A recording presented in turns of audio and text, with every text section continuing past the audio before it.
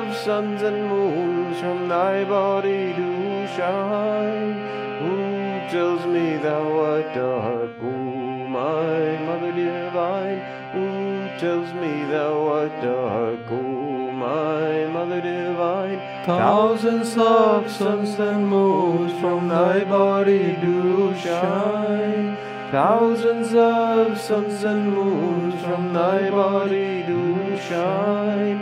Thousands of suns and moons from thy body do shine.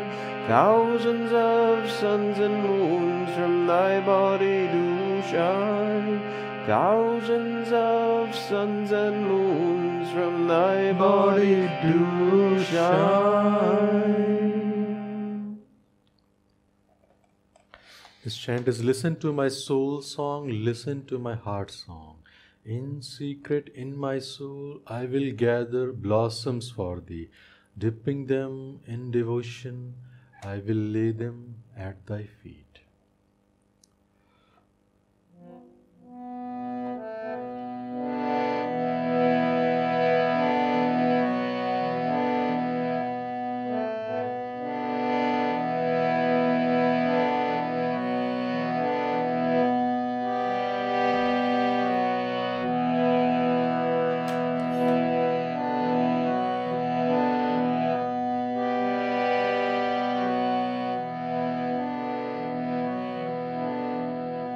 Listen to my soul song, listen to my heart song, listen to my soul song, listen to my heart song. In secret in my soul I will gather blossoms for thee, dipping them in devotion I will lay them at thy feet. Listen to my soul song, listen to my heart song, listen to my soul song, listen to my heart song. In secret in my soul I will gather blossoms for thee, dipping them in devotion I will lay them at thy feet. Listen to my soul song, listen to my heart song, listen to my soul song, listen to my heart song. In secret in my soul I will gather blossoms for thee, dipping them in devotion I will lay them at thy feet. Listen to my soul song, listen to my heart song, listen to my soul song, listen to my heart song. In secret in my soul I will gather blossoms for thee, dipping them in devotion I will lay them at thy feet. Listen to my soul song, listen to my heart song, listen to my soul song, listen to my heart song. In secret in my soul I will gather blossoms for thee, dipping them in devotion I will lay them at thy feet.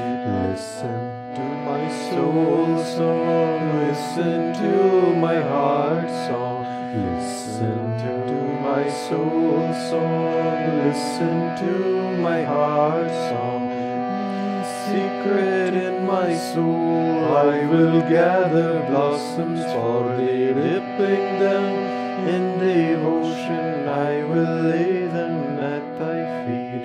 In secret in my soul I will gather blossoms for thee, dipping them in devotion I will lay them at thy feet.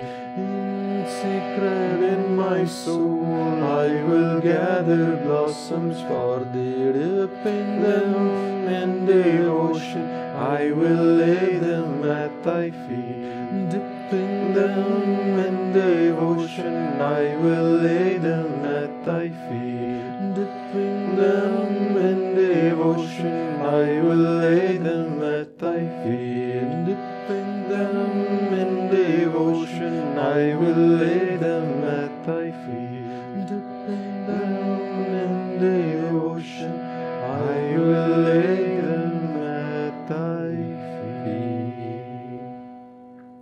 We'll take this next chant into meditation. This next chant is, engrossed is the bee of my mind on the blue lotus feet of my Divine Mother. Divine Mother, my Divine Mother, Divine Mother, my Divine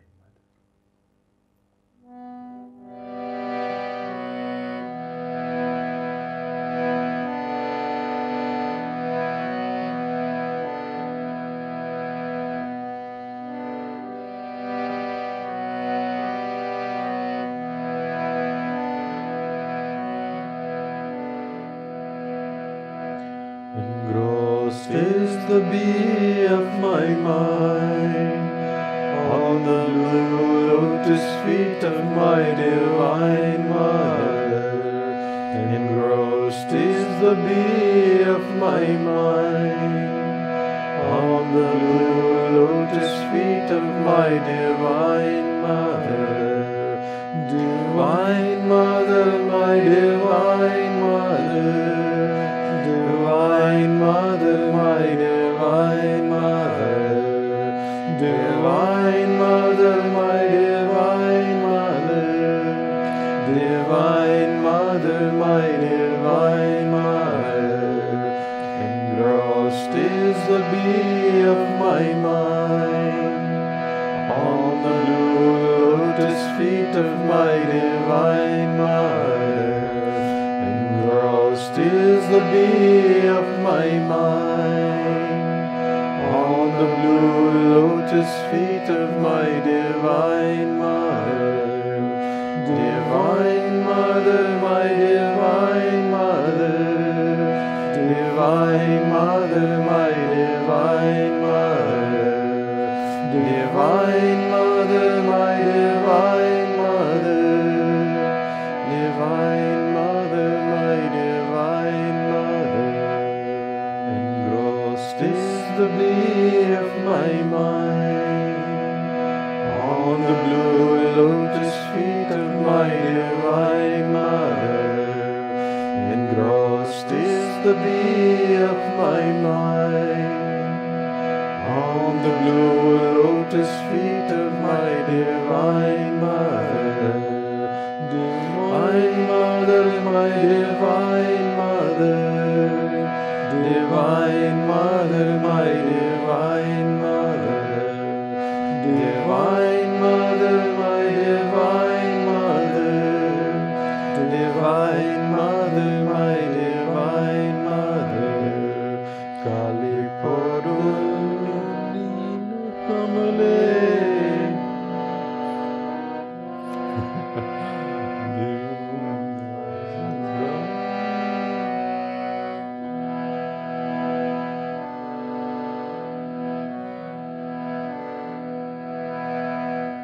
Engrossed is the bee of my mind on the blue lotus feet of my Divine Mother. Engrossed is the bee of my mind on the blue lotus feet of my Divine Mother. Divine Mother, my Divine Mother. Divine Mother, my Divine Mother. Divine Mother, my Divine Mother. Divine Mother, my Divine Mother. Divine Mother, my Divine Mother. Divine Mother, my Divine Mother. Divine Mother, my Divine Mother. Divine Mother, my Divine Mother. Divine Mother, my Divine Mother. Divine Mother, my Divine Mother.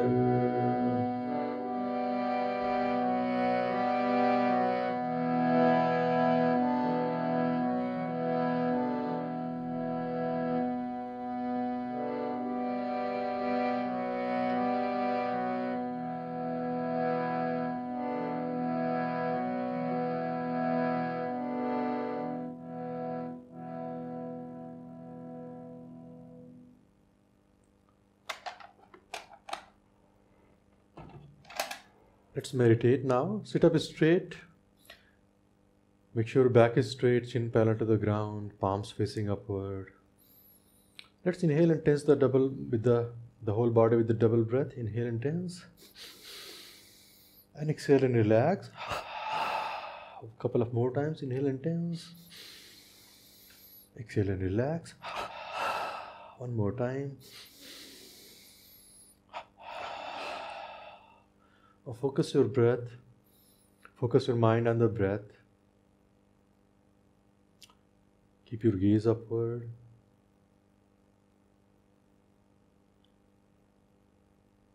And see, by focusing your mind on the breath, if you can slow the breath, still the breath, still the mind, still the heart.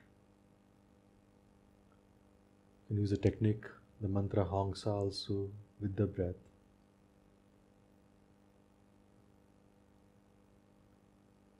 Reminding, I am the spirit, I am He. I am not the body, I am not the mind, but the spirit. Let's meditate for about 10 minutes and leave the last at least few minutes, 3-4 minutes, to feel the joy, the peace, the presence of God.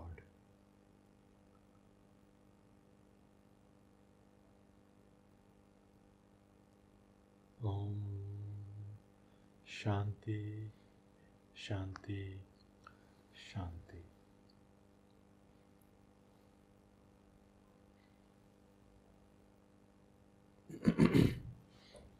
Good evening, everyone.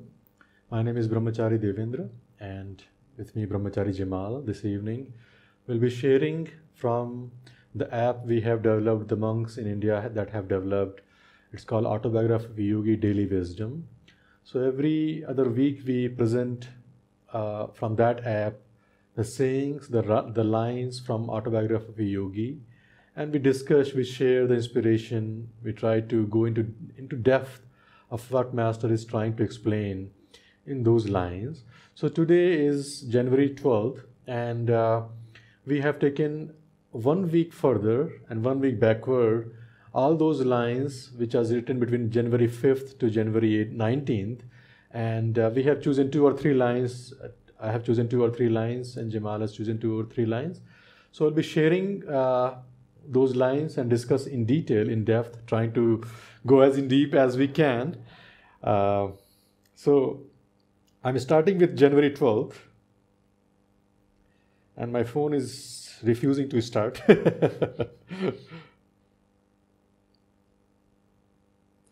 Here we go. January 5th also was Master's birthday, or is Master's birthday, because every year. And this is from chapter 1, and it's on the footnote, not from the lines just in the main pages, but at the bottom there's a footnote here. So here there is explanation Master has given. He says, any word spoken with clear realization and deep concentration has a materializing value.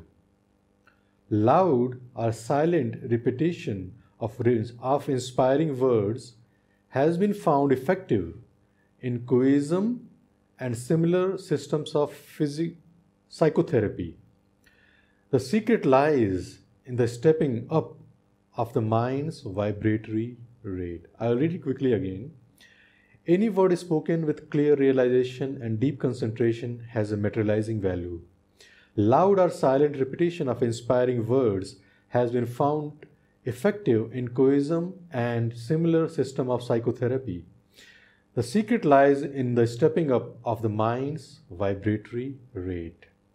So before we discuss, Master is talking about the power of the word. But in what context? In that chapter 1, Master is talking about, he's talking about a small story. You know that in Autobiography of Yogi, Master has given stories, examples, illustrations, and he illustrates about minds, he illustrates about astral world, he illustrates about guru-disciple relationship, he illustrates about power of the mind, so many different things.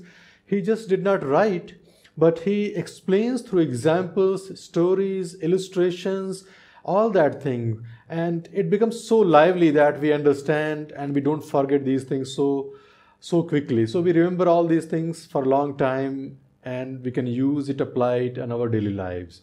So Master in this lines, he's explaining about the power of the word. But before I go to that story, I want to go to chapter 12, where Shri Yukteswar Ji and Lahiri Mahasaya are playing a drama. In that drama, Shri Yukteswar Ji goes to Lahiri Mahasaya. He became a disciple, and Shri Yukteswar Ji goes to Banaras and stays with his mother. He goes to Lahiri Mahasaya, visits him, and he tells Lahiri Mahasaya, I have been feeling very weak. I have lost a lot of kgs, lots of pounds. I've been feeling very weak. And he asked Lahiri Mahasaya's blessing that he can gain strength, he can gain weight. And Lahiri Mahasaya replies, I like to read his lines. He says that, Shri Yukteswar Ji says, Sir, I have been very sick and lost many pounds. Lahiri Mahasaya replies, he says, Sir, I see, Yukteswar, you made yourself unwell and now you think you are thin. And to cut the story short, Shri Yukteswar Ji thought that it was a blessing of Lahiri Mahasaya that he's blessing him, that he will be well. And next day, indeed, that Shri Yukteswar Ji started feeling strong. And he comes to Lahiri Mahasaya again and he says that, with your grace, I am feeling strong today. And I haven't felt in many months. And then Lahiri Mahasaya replies that, he says that, indeed, today you invigorated yourself.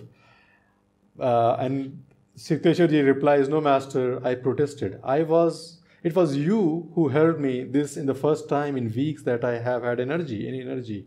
And Lahiri Mahasaya replies, oh yes, your malady has been quite serious. Your body is frail yet.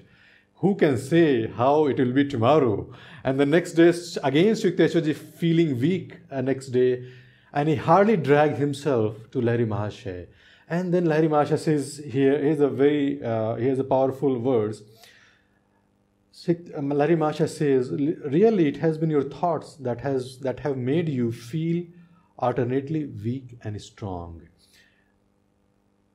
You have seen how your health has been exactly followed your expectations. Thought is a force, even as electricity or gravitation. The human mind is a spark of almighty consciousness of God. I could show you that whatever your powerful mind believes very intensely would instantly come to pass. And the next day again, Shri Yukteswar Ji started feeling very strong, and he gained in one day 50 pounds.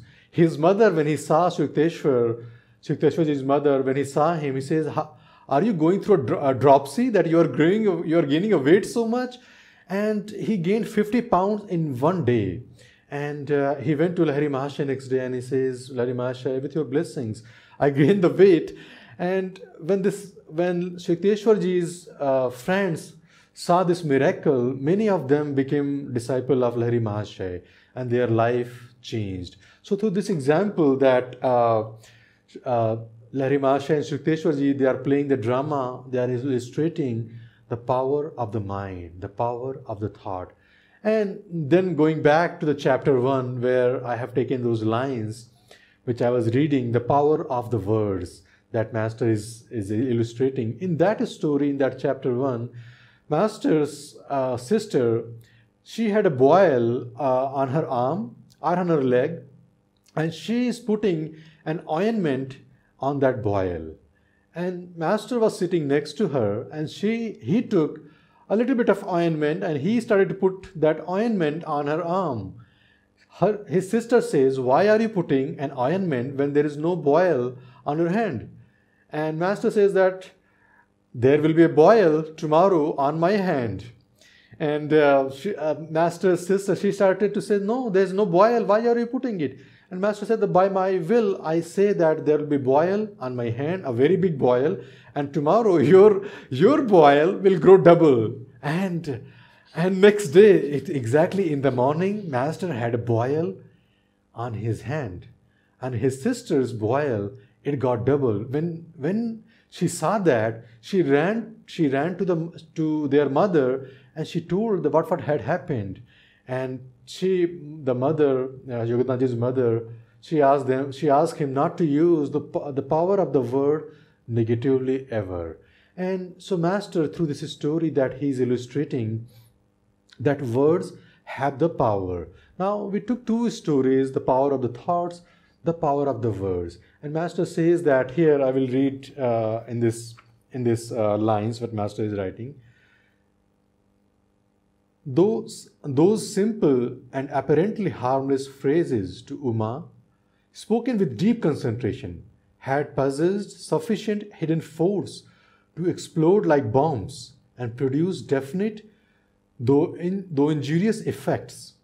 I understood later that the explosive vibratory power in speech could be wisely directed to free one's life from difficulties and thus operate without scare or rebuke.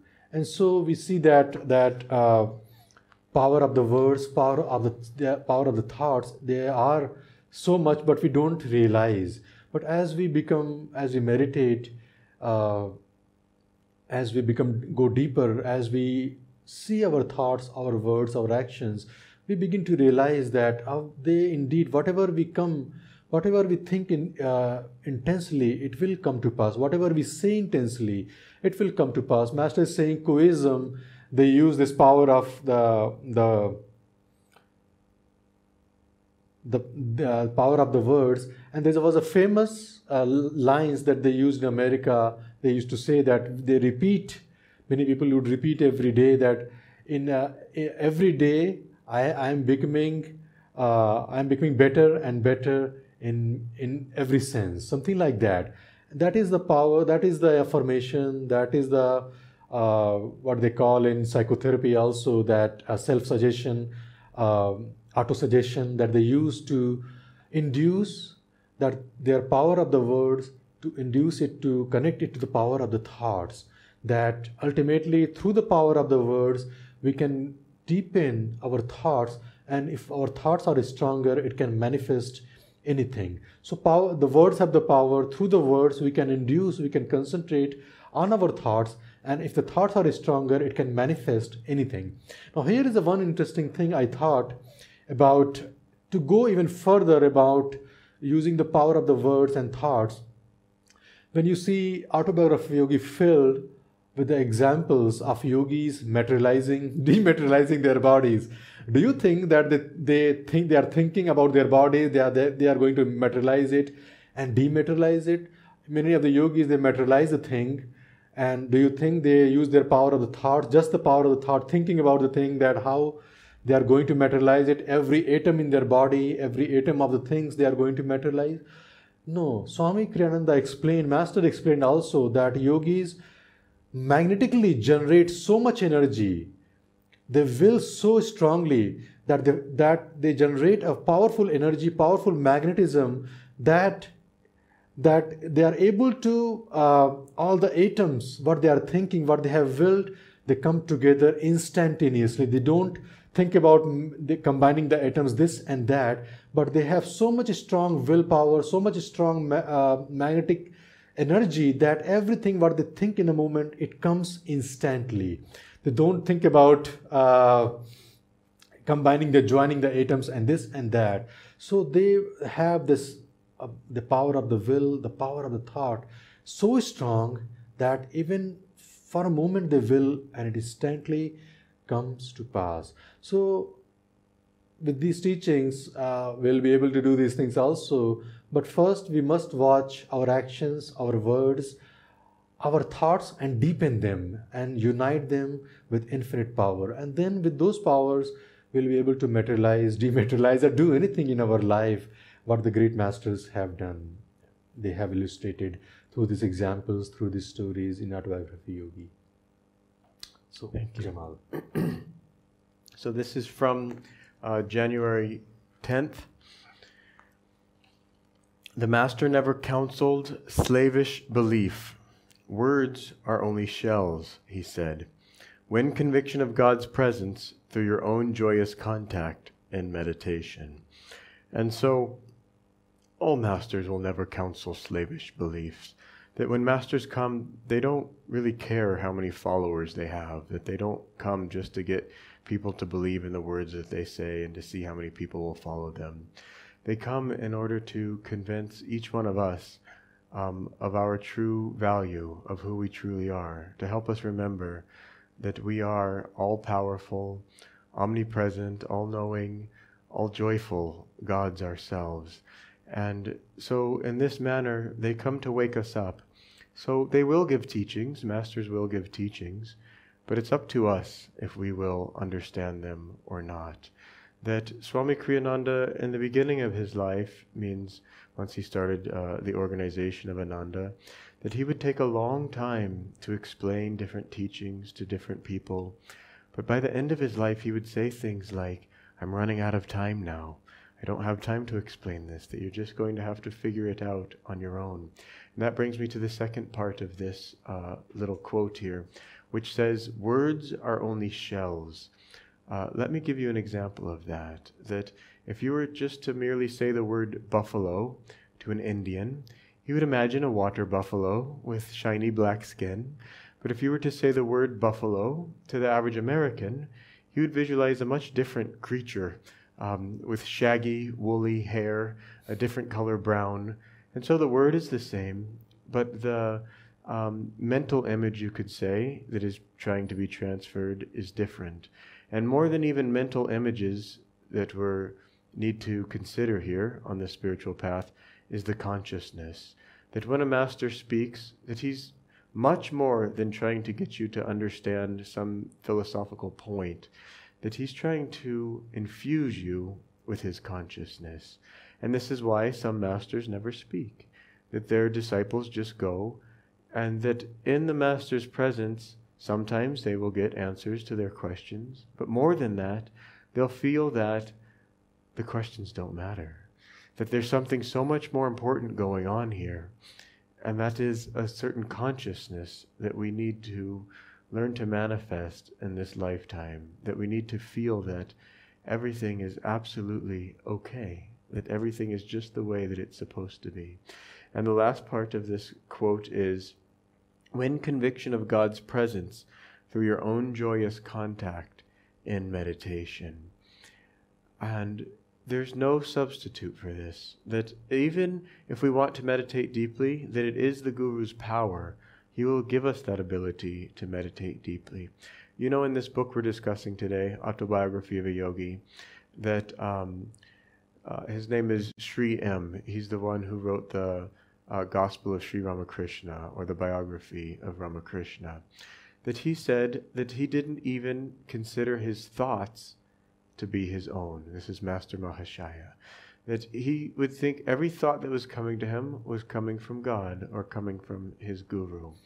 And so this is the level of meditation that we want to achieve, where we can take our consciousness and focus it so deeply on God that we realize that He's the one who's doing everything. But before then, it's an interesting point that we have to do it. That it's not enough to just passively say, okay, I'll sit here, and if God comes to me, all right. If He doesn't, all right. On one hand, that's true. It's nishkam karma, and that's how we have to meditate. But on the other hand, we have to use our own willpower, and we have to use our own ego to get to a certain point where we narrow in and focus and concentrate just on God. And then after that, we expand into everything. The last point that I just want to make in this moment is how important concentration is in meditation. That without concentration, you can try to do all the techniques that your guru gives, you can study all the scripture in the world, but you'll never achieve this God contact that is talked about so often in Autobiography of a Yogi. And it's really this God contact that is the purpose of all of our lives. Thank you. So here I will read another lines from Autobiography of a Yogi, which is from chapter 4 and January 11th on the app. The chapter 4 is My Interrupted Flight Toward the Himalayas. These are the lines said by Lahiri Mahasaya. The yogic key will not lose its efficiency when I am no longer present in the body to guide you. This technique cannot be bound, filed, and forgotten in the manner of theoretical inspirations. Continue ceaselessly on your path to liberation through Kriya, whose power lies in practice. Of course, the most important part here it says about the practice of the Kriya Yoga. And the first part where Larry Masha says that he's indicating that this Kriya Yoga was never lost, will never be lost. And it will always be there in existence. And it will always be available to us, for anyone who want to find liberation, achieve liberation. It will always be available to that person. It was practiced by many saints from different religions, St. Paul, St. John, known to Patanjali's Krishna, as Master writes in Autobiography of Yogi. And why Kriya is not something which is which cannot be, the technique cannot be bound, filed, or forgotten, is because Kriya is not something which is alien to us. It is something which is happening in our body, a current which is moving in our body. And through the technique of the Kriya, we simply take control over the flow of the energies in our body. And there are different levels of practicing the Kriya, that we become aware of the flow of the energy in the body, in our spine especially. We take charge of the control of those energies flowing in our spine. And finally, as Master defined, Kriya is a devotional self-offering. We offer that energy. With that energy, we offer everything to God and Guru, to the Divine. And so Kriya is not something which is alien to us, Kriya is something which is happening in our body, but we simply take charge of it. We simply take control over it with the grace of the Guru, and we offer everything to God and Guru. And Master here says, Larry Masha says that finally he emphasizes that the key to the Kriya is the practice. Master made a very interesting statement. He said that I can take a few restless men from a crowd, a restless man, he said, and I can make them practice Kriya 2 hours, 3 hours every day, and within 3-4 hours, I can make saints out of them. I won't preach them, I won't give them any sermon, but I will just ask them to practice Kriya that much time every day for 3-4 years. But the thing is here, they have to practice the way I want, the way I tell them. But that won't be easy. And that was Master's, that was the hidden point. That was the, what do you call it, a star there. That won't be easy. What Master is wanting here, that they have to practice with concentration, and they have to practice with devotion, the practice of the Kriya. These are the two keys to the Kriya, devotion and concentration. And those are not easy to get as we practice the Kriya. But over the years, as we practice, these things will come and we'll gain concentration, we'll gain devotion through the practice of the Kriya itself. So the key to the Kriya is not about talking about the Kriya, but about practicing the Kriya. I will read one more final lines from Autobiography of Yogi, where Krishna says in chapter 4 itself, he says, he is giving the key to the Kriya, one of the key to the Kriya. He says, even he with the worst of karma, who ceaselessly meditates on me quickly, loses the effects of his past bad actions. Becoming a high-souled being, he soon attains perennial peace. Arjuna, know this for certain. The devotee who puts his trust in me never perishes.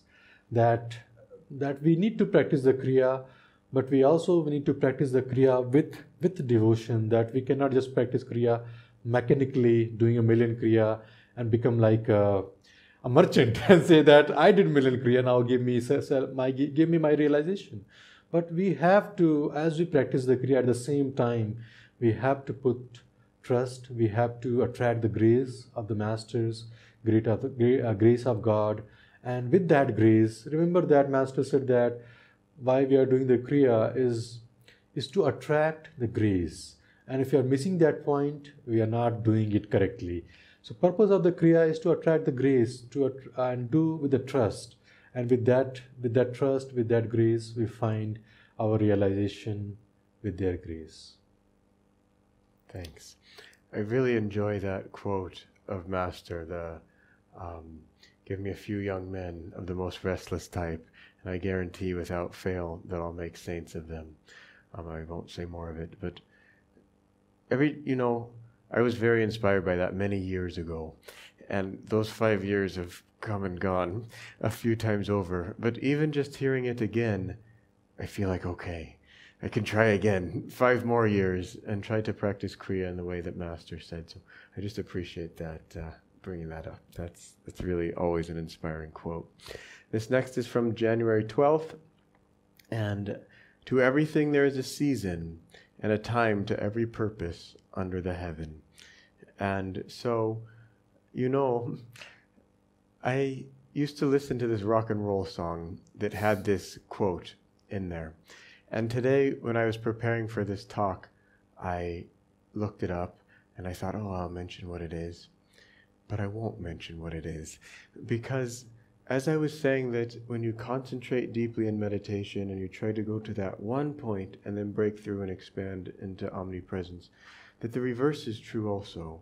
That if you go towards one thing in the senses, and in this case, something that's pleasurable to listen to, that it might be a rajasic song, a worldly song, that expands back, and then there'll be 10, 15 other songs in your head, and you think, I like this one, I like that one. And suddenly that you find that you're lost again. And so remember this, that desires ever fed, never satisfied, never fed, ever satisfied. So I won't tell you what that song is, but that song had these lyrics in it, to everything there is a season. And I used to like that, and then I read Autobiography of a Yogi, and I said, there's that line again that I like so much. And then in Autobiography of a Yogi, Master says, I didn't have these words of Solomon to comfort me. And I realized, this is from a great saint from the past. And I knew that King Solomon was mentioned in the Bible, and I looked it up there, and I realized that this was all connected to the Bible. And, when you take the words of a great saint, they become timeless, actually. That we still remember the words of Krishna, or Ram, or Jesus Christ, or whoever it may be, Solomon in this case. And it's because these words resonate with deep truth that go far beyond time. Now, I like these words so much, to everything there's a season and a purpose, because it just is comforting to me. That sometimes we look around this world and we see all of these different things going on that seem so wrong, and it's so easy to get into a judgmental attitude and say, I would never do that, and why is this guy doing this, and why is this world wrong? And suddenly there goes Mr. Negativity inside of us, and he's running the show, and we're not happy anymore. But if we can take this one little quote here and say, this person's doing a really bad thing like this, he'll learn, he'll grow up, it's all right, I can accept life as it is. Or if we do something that's really wrong, and we wake up and go, oh my gosh, I can't believe I did that, but we can say, we all make mistakes, I'll grow up, and I'll keep moving forward. That we can accept ourselves. So what I'm trying to say is that for every human being's growth, that there's certain cycles, and that we start off really many incarnations ago making all kinds of mistakes, having a very dull consciousness, and slowly our consciousness rises. And so we have to accept that this is just a long-term journey, and yet we don't know exactly where we are in this journey. Great masters have said that it's like if there's a nail inside of a wall, and it's your job to pull it out, but you didn't put that nail in. So you don't know if that nail might be this long, this long, this long. All you know is there's a little bit sticking out, and it's your job to pull. And so you pull until it's out. It's the same thing on the spiritual path. We don't know how long we've been in this mess and how long it's going to take to get out. We just know we have to keep going towards God. And if we go with that particular attitude, that we just keep going in the right direction, then we can get out of this. Another aspect of this quote that we just read is that there's a balance that comes between accepting things as they are and which is that we can accept when we say to everything that there is a season, and that there's also times to just act quickly in talking about time, that the time is right now, and that we have to act now or forever hold our peace, that something will go really wrong if we don't. And we need to balance those two qualities within ourselves, of being able to just see things and not do anything about it and say, it's all right, or to be able to say, this demands action, it has to be me who does it, and we need to do it right now, quickly. And we learn to balance those two things, and even more importantly, discrimination as to which one of those qualities to take on at which time as we grow spiritually. It's just one of the many lessons we learn through experience. One of the last things that I wanted to talk about is astrology. To everything there is a season, or to everything there's a particular time that things happen. But not so much astrology, but more that we are governed by our past karma. And when you deeply start thinking about that, you really wonder, how is it that I can get out? You really begin to wonder, is my will really so free? Or am I just a puppet of my past actions? Am I just a puppet of my desires? And when we really meditate deeply on this question, we begin to realize our will isn't as free as we wish that it was. But we need to understand that our will is always free, that we can choose how we will react to life's circumstances. And if we can distance ourselves a little bit from this show and see it as just that, it's a show, it's God's show, it goes on eternally.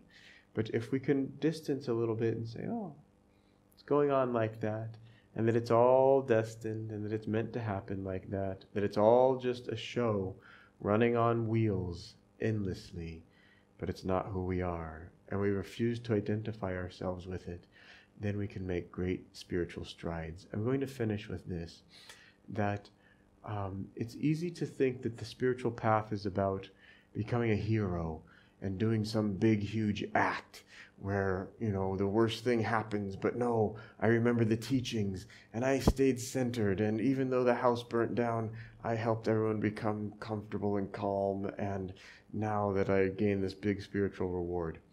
It's not like that. Spiritual heroes are born by slowly, day in, day out, not overreacting to life's challenges, simply accepting and staying calm and staying joyful no matter what comes over the long journey that the spiritual path is. And that's how we become a spiritual hero.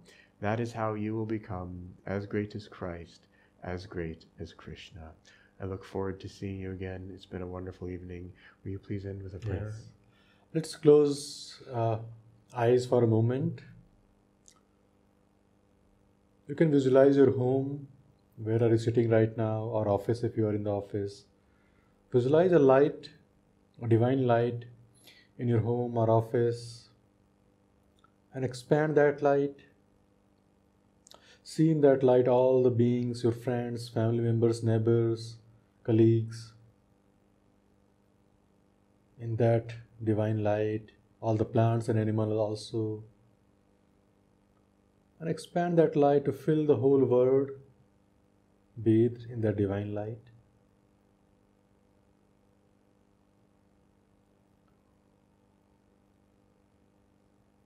Let's rub the palms together. And let's chant Om 3 times, sending the energy and vibrations out in this world.